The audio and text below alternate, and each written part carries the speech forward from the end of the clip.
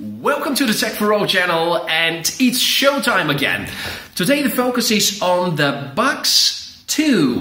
MJX are presenting their brand new Bugs 2 model, which is great. That's actually the B2W version, and W stands for the Wi-Fi capability of this camera. I'm happy to review this drone due to a few reasons. First one, the obvious part, it resembles the design of the Hubsan 501S, one of the really successful motors for the past couple of years.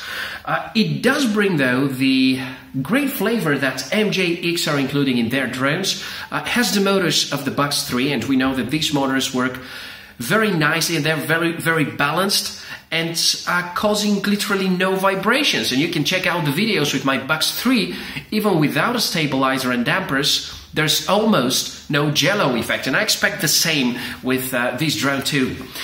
The second thing, bunch of great features: altitude hold, headless mode, and the most important, GPS. The remote controller offers telemetry, and if that is not convincing enough for you, I still haven't mentioned the greatest part. Its range is claimed to be 1,000 meters at least, and I managed to go even beyond that. And the Wi-Fi range, which operates, by the way, at 5.8 Wi-Fi, it can reach as long as 600 meters. What else? Let's check it out together.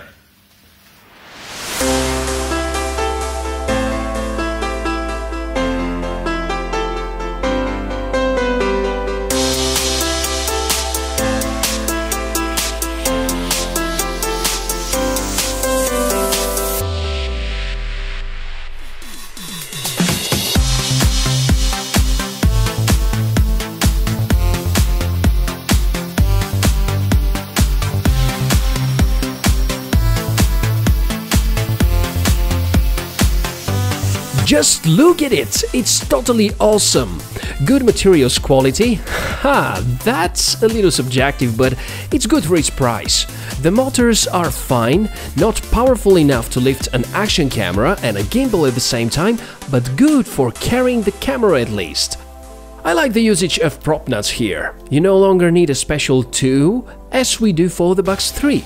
Mentioning it, the B2, depending on the model, costs twice or a little more than twice than the B3. You have two options: a regular camera marked as the C version or a Wi-Fi camera marked as the B2W. The latter one lets you do FPV and recording simultaneously, although I noticed that if you do both, there might be issues with the recording.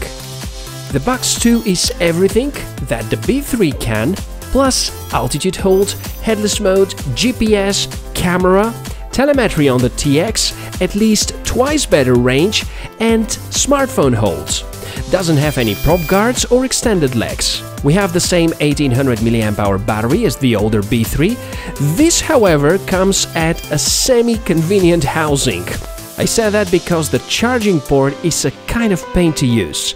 If you plan to utilize older parts from the B3, the battery may be the only one, with remarks of course.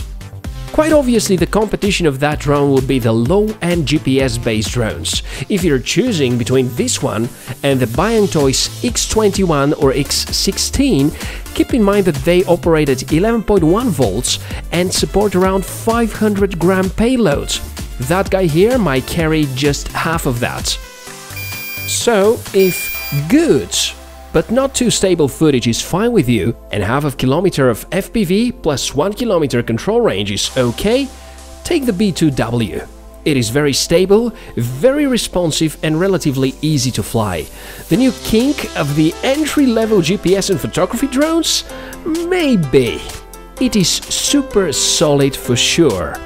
Just as usual, discount codes and promotion links are placed in the description of this video. Thanks for watching it, and I'll see you soon.